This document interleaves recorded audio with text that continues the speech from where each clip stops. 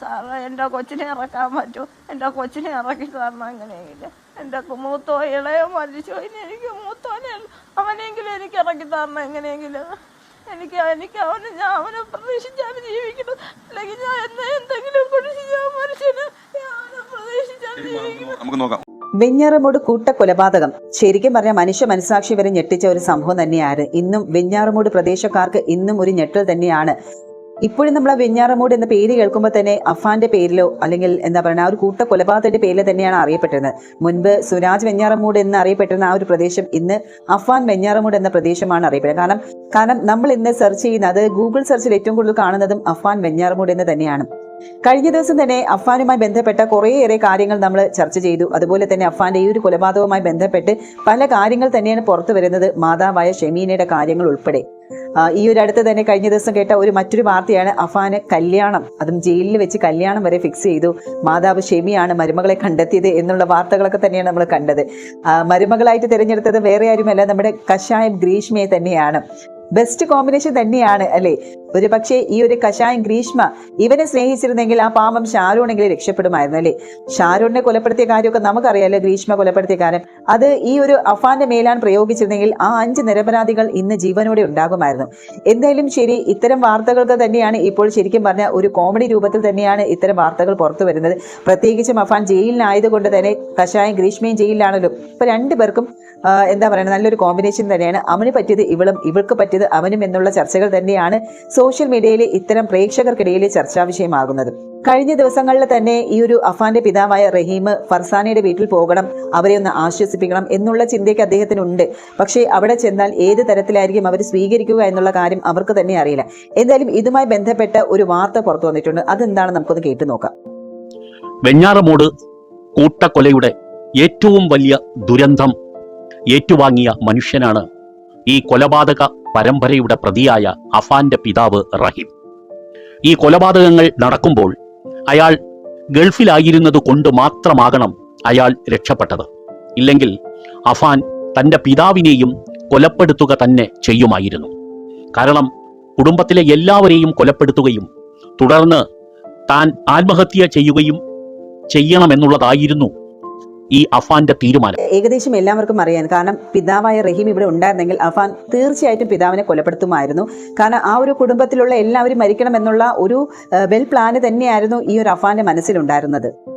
പക്ഷേ വിദേശത്ത് ആയതുകൊണ്ട് മാത്രം റഹീമിന് ഈ മരണത്തിൽ നിന്നും ഇപ്പോൾ രക്ഷപ്പെടാൻ കഴിഞ്ഞു എന്ന് വേണം പറയാൻ. പക്ഷേ പലവട്ടം റഹീം പറയുകയുണ്ടായി, തന്നെയും അവൻ കൊലപ്പെടുത്തിയെങ്കിൽ മതിയായിരുന്നു. കാരണം തൻ്റെ ഭാര്യ മാത്രമാണ് അവശേഷിച്ചത്, തൻ്റെ പ്രിയപ്പെട്ട മകൻ മരണപ്പെട്ടു, തൻ്റെ ഉമ്മ മരണപ്പെട്ടു, സഹോദരനും ഭാര്യയും കൊല്ലപ്പെട്ടു. എല്ലാം തൻ്റെ മകന്റെ കൈകൊണ്ടാണ് സംഭവിച്ചത്. ഇനി ഈ കുറ്റത്തിൽ നിന്നും തൻ്റെ കുടുംബത്തിന് മോചനമുണ്ടാകാൻ സാധ്യത വിരളമാണ്. അതുകൊണ്ട് തന്നെ തനിക്കും മരണമായിരുന്നു നല്ലതെന്ന് ആ പാവം മനുഷ്യൻ പലവട്ടം പറയുകയുണ്ടായി. ശരിക്കും അദ്ദേഹം ഒരുപാട് തകർന്ന് തന്നെയാണ് ഈ ഒരു അവസ്ഥയിൽ ഇപ്പോഴും നിൽക്കുന്നത്. ആ ഒരു പാവപ്പെട്ട മനുഷ്യൻ എന്ത് തെറ്റാണ് ചെയ്തതെന്ന് വെച്ചാൽ അദ്ദേഹത്തിന് അറിയില്ല. സ്വന്തം കുടുംബത്തിനും ഭാര്യയ്ക്കും മക്കൾക്കും വേണ്ടി വിദേശത്തിരുന്ന് കഷ്ടപ്പെട്ട് തനിക്ക് പറ്റാവുന്ന രീതിയിൽ സഹായം, അതായത് ആവശ്യത്തിനുള്ള പണം അദ്ദേഹം അയക്കുന്നുണ്ടായിരുന്നു കടങ്ങൾ തീർക്കാനും. പക്ഷേ ഇവിടെ നാട്ടിലാണെങ്കിലോ ഈ ഒരു ഉമ്മായും മോനും കൂടെ ദൂർത്തടിയായിരുന്നു. അതുകൊണ്ടാണ് ഇത്രയേറെ കടങ്ങൾ വാരി വലിച്ചു വെച്ചതും ഈ ഒരു കൊലപാതകത്തിലേക്ക് എത്തിച്ചതും ഒക്കെ കാരണങ്ങൾ ഇവർ തന്നെയാണ്. ഈ കൊലപാതക പരമ്പരയ്ക്ക് ശേഷം വളരെ നല്ലവരായ ഗൾഫ് സഹോദരങ്ങളുടെ സഹായം കൊണ്ട് നാട്ടിലേക്ക് തിരിച്ചെത്തിയ റഹീമിനെ കാത്തിരുന്ന ഈ ദുരന്തങ്ങളെല്ലാം തന്നെ അദ്ദേഹത്തിന് എങ്ങനെ താങ്ങാൻ കഴിഞ്ഞു എന്ന് നമ്മളെയൊക്കെ അത്ഭുതപ്പെടുത്തുന്നുണ്ട്. തൻ്റെ ഭാര്യ ഷെമിയെ ഭാഗികമായെങ്കിലും തിരിച്ചു കിട്ടിയ ഒരു ആശ്വാസം മാത്രമേ ആ മനുഷ്യന് കൂട്ടിനുണ്ടായിരുന്നുള്ളൂ. അദ്ദേഹത്തിൻ്റെ സഹോദരങ്ങളുടെ ഒരു ചേർത്തു പിടിക്കലും റഹീമിന് കിട്ടിയിട്ടുണ്ട്. പക്ഷേ ആ സഹോദരങ്ങൾ ആരും തന്നെ റഹീമിന്റെ ഭാര്യയായ ഷെമിയെ വീണ്ടും അടുപ്പം പുലർത്തുന്ന കാര്യത്തിൽ ഇപ്പോഴും വിമുഖത കാട്ടുന്നുണ്ട്. അതുകൊണ്ട് തന്നെയാണ് ഷെമിക്ക് ഒരു അഗതി മന്ദിരത്തിൽ കഴിയേണ്ടി. കാരണം ഈ ഒരു കുടുംബത്തിന് ഏറ്റ ഒരു നഷ്ടം എന്ന് പറയുന്നത് ഇദ്ദേഹത്തിന്റെ മകനാൽ സംഭവിച്ചതാണ്. അതുകൊണ്ട് തന്നെയാണ് അഫാന്റെ ഉമ്മയോ അല്ലെങ്കിൽ റഹീമിനെ പോലും ആ ഒരു കുടുംബക്കാർ അങ്ങനെ അക്സെപ്റ്റ് ചെയ്യാൻ നിൽക്കുന്നത്. കാരണം മുൻപ് കൂടെ ഉണ്ടായിരുന്നു എന്ന് പറഞ്ഞിരുന്നാലും ഇപ്പോൾ ഈ ഒരു റഹീം എന്ന് പറയുന്ന വ്യക്തി അദ്ദേഹം ഒറ്റപ്പെട്ട് കഴിയുന്ന അവസ്ഥയിലാണ്. അത് പല മാധ്യമങ്ങളിലൂടെ അദ്ദേഹം പറഞ്ഞിട്ടുണ്ട്. ഈ ഒരു ഷെമിയെ പോലും വീട്ടിൽ കൊണ്ടുവരരുത്, അത് പാങ്ങോട്ടെ വീട്ടിൽ കൊണ്ടുവരരുത് എന്നുള്ള കട്ടായത്തിൽ തന്നെയായിരുന്നു ആ ഒരു കുടുംബം റഹീമിനോട് ആവശ്യപ്പെട്ടതും. അതുകൊണ്ട് തന്നെയാണ് ഷെമിയെ ഒരു അഗതി മന്ദിരത്തിലേക്ക് കൊണ്ടുപോയതും. ഈ റഹീം ആദ്യം മുതലേ പറയുന്ന ഒരു കാര്യമുണ്ട്. തൻ്റെ മകന്റെ കൈകൊണ്ട് കൊല്ലപ്പെട്ട കാമുകിയായ ഫർസാനയുടെ വീട്ടിൽ പോയി മകനു വേണ്ടി അവരോടെല്ലാം മാപ്പ് ചോദിക്കണം എന്ന ആഗ്രഹം. പക്ഷേ റഹീമിന്റെ ഈ അഭ്യർത്ഥന ആ വീട്ടിൽ പല ആളുകളും എത്തിച്ചിരുന്നു. ആ വീട്ടിൽ വരണമെന്നും ഫർസാനയുടെ മാതാവിനെയും പിതാവിനെയും കണ്ട് തൻ്റെ മകനു വേണ്ടി മാപ്പ് ചോദിക്കണം എന്നുമുള്ള ആഗ്രഹം ഇങ്ങനെ പോയ ആളുകളെല്ലാം ആ കുടുംബത്തിൽ പറഞ്ഞു. എങ്കിലും ഈ ഫർസാനയുടെ മാതാവോ പിതാവോ അനുകൂലമായ ഒരു മറുപടിയും കൊടുത്തിട്ടില്ല. ഞങ്ങൾക്ക് ഒരു താല്പര്യവുമില്ല എന്ന് അറിയിച്ചിട്ടുണ്ട് എന്നുള്ളതാണ്.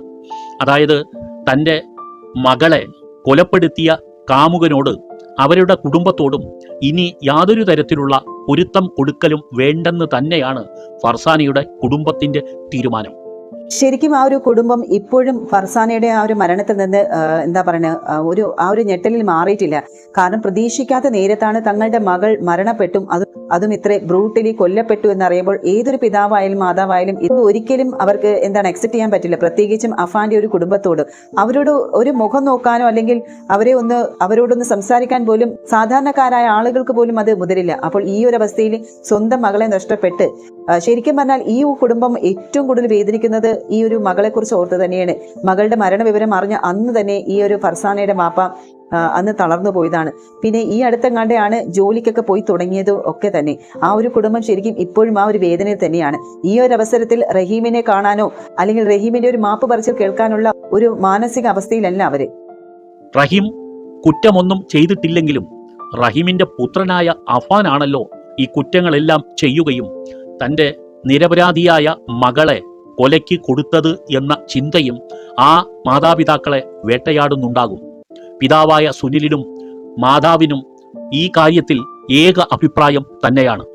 അതുകൊണ്ട് തന്നെ തമ്മിൽ കാണാൻ ആഗ്രഹമുണ്ട് എന്ന് അറിയിച്ചുകൊണ്ട് വന്ന റഹീമിന്റെ പ്രതിനിധികളെയെല്ലാം നിരാശയോടെ അവർ തിരിച്ചയക്കുകയാണ് ഉണ്ടായത്.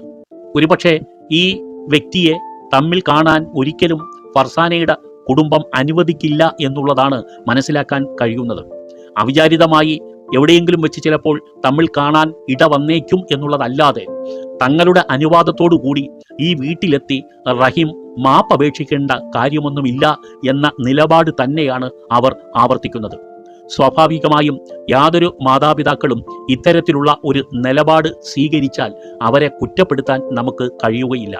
കാരണം അവരുടെ ഏക മകളാണ് അഫാന്റെ കൈകൾ കൊണ്ട് കൊല്ലപ്പെട്ടത്. ആ നാട്ടിലൊക്കെ പ്രിയപ്പെട്ട പെൺകുട്ടിയാണ് ഫർസാന. കോളേജിലും മിടുമിടുക്കിയായ പെൺകുട്ടിയാണ്. നാളിതുവരെ അവളെക്കുറിച്ച് മോശപ്പെട്ട ഒരു അഭിപ്രായവും ഒരു ഭാഗത്തു നിന്നും ഉണ്ടായിട്ടുള്ളതുമല്ല.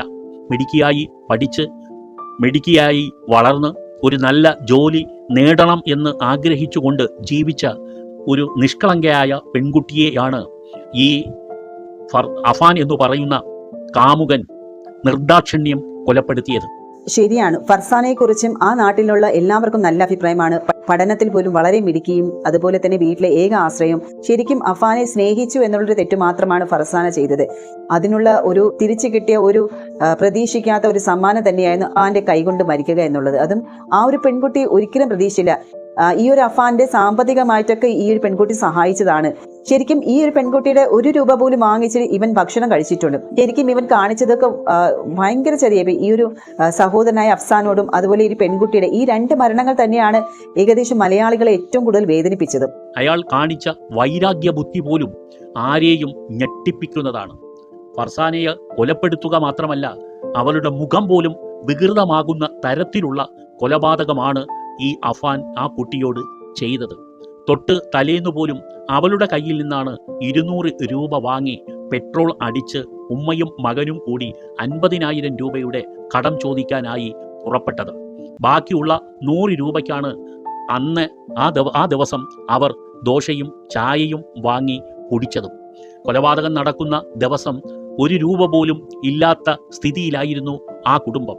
അതിൻ്റെ എല്ലാം വൈരാഗ്യവും നിരാശയും ഒക്കെ ആയിരിക്കാം ആ അഫാൻ എന്ന ചെറുപ്പക്കാരനെ ഈ കൂട്ടക്കൊലയ്ക്ക് അയാളെ പ്രേരിപ്പിച്ച ഘടകം. പക്ഷേ കടം ഉള്ളവരെല്ലാം ആരോടെങ്കിലും തിരിച്ചു ചോദിച്ചാൽ വൈരാഗ്യത്തോടുകൂടി അവരെ കൊല്ലുക എന്ന് പറഞ്ഞാൽ സ്വാഭാവികമായും അതിനെ അംഗീകരിക്കാൻ നമ്മുടെ കേരള ജനത ഒരിക്കലും തയ്യാറാവുകയില്ല. അരിയാഹാരം കഴിക്കുന്ന ഒരു മനുഷ്യനും ദഹിക്കുന്നതല്ല അഫാന്റെ ക്രൂരമായ പ്രവർത്തികൾ. വൈരാഗ്യമുള്ളവരെല്ലാം തന്നെ കൊലപാതകം നടത്താൻ ഇറങ്ങി പുറപ്പെട്ടാൽ നമ്മുടെ നാട് എന്നേ ഒരു കലാപഭൂമി ആകുമായിരുന്നു. ഇങ്ങനെ വൈരാഗ്യത്തിന് ഉള്ളതുകൊണ്ട് പ്രതികാരത്തോടുകൂടി കൊല്ലാൻ ഇറങ്ങുന്നത് സിനിമയിൽ മാത്രം കാണുന്ന കാര്യങ്ങളാണെന്ന് നമ്മുടെ പല യുവാക്കളും മറന്നുപോകുന്നു. അഫാൻ ഇപ്പോൾ ജയിലിൽ ശ്വാസം മുട്ടുന്ന ഒരു സ്ഥിതി അനുഭവിച്ചു കൊണ്ടിരിക്കുകയാണ്. അയാൾക്ക് ചെയ്തുപോയ കുറ്റങ്ങളുടെ എല്ലാ അവസ്ഥയും അയാൾക്ക് ഇപ്പോൾ പൂർണ്ണ ബോധ്യമുണ്ട് എന്ന് വേണം മനസ്സിലാക്കാൻ. അയാൾ ജയിലിനുള്ളിൽ വളരെ നല്ല നടപ്പുകാരനായ ഒരു പ്രതിയാണ് എന്ന് പോലീസ് പറയുന്നുണ്ട്. കാരണം ഇയാൾ മുൻകാലത്തൊരിക്കലും ഒരു ക്രൂരകൃത്യവും ചെയ്തിട്ടുള്ള വ്യക്തി അല്ല, ഒരു പാറ്റയെ പോലും ഉപദ്രവിച്ചിട്ടുള്ളവനല്ല എന്ന് മാതാവ് ഷെമി പലവട്ടം പോലീസിനോട് ബോധം കിട്ടിയ ശേഷം പറയുന്നുണ്ട്. ഓൾറെഡി മാതാവ് എപ്പോഴും ഈ ഒരു അഫാനെ രക്ഷപ്പെടുത്താനുള്ള മാർഗങ്ങൾ തന്നെയാണ് നോക്കുന്നത്. പാറ്റയെ പോലും കൊല്ലാൻ അവന് കഴിയില്ല എന്ന് പോലും. അങ്ങനെയുള്ള ഒരു വ്യക്തിയാണ് 5 പേരെ കൊലപ്പെടുത്തിയത്, അത് ക്രൂരമായിട്ട്. ഇതെങ്ങനെ ഇവർക്ക് പറയാൻ സാധിക്കുന്നു എന്ന് എനിക്കില്ല. സ്വന്തം മകനെ കൂടി കൊന്നത് ഈ ഒരു മൂത്ത മകനാണ്. ആ ഒരു ചിന്ത പോലും ഇല്ലാതെയാണ് മകനെ രക്ഷപ്പെടുത്താനുള്ള മാർഗങ്ങൾ ഈ ഒരു ഷെമി കണ്ടെത്താൻ ശ്രമിക്കുന്നത്. എന്തായാലും ഒടുവിൽ അവര് ഈ ഒരു മകൻ തന്നെയാണ് തന്നെയും കൊലപ്പെടുത്താൻ ശ്രമിച്ചു എന്നുള്ള മൊഴി പോലീസിന് പറയുകയും ചെയ്തു. ജയിലിൽ നല്ല നടപ്പിനുള്ള കാര്യങ്ങളൊക്കെ തന്നെയാണ് അഫാൻ കാണിച്ചു കൂട്ടുന്നത്. എന്തിനാണാവോ കുറെ ഉടായ്പ വേലകൾ കാണിച്ച് പുറത്തിറങ്ങി ഇനി ഹിറ്റ് ലിസ്റ്റിലുള്ളവരെയും കൂടെ വകവരുത്താനും സ്വന്തം പിതാവിനെയും കൂടെ വകവരുത്താനുള്ള പ്ലാനിങ്ങിലായിരിക്കും അടുത്ത അവന്റെ ഒരു വരവ് എന്ന് പറയുന്നത്. അതുകൊണ്ട് തന്നെ ജാമ്യത്തിന് കിട്ടാനുള്ള വകുപ്പും തേടി നടക്കുകയാണ് ഈ ഒരു അഫാൻ എന്ന് പറയുന്ന വ്യക്തി.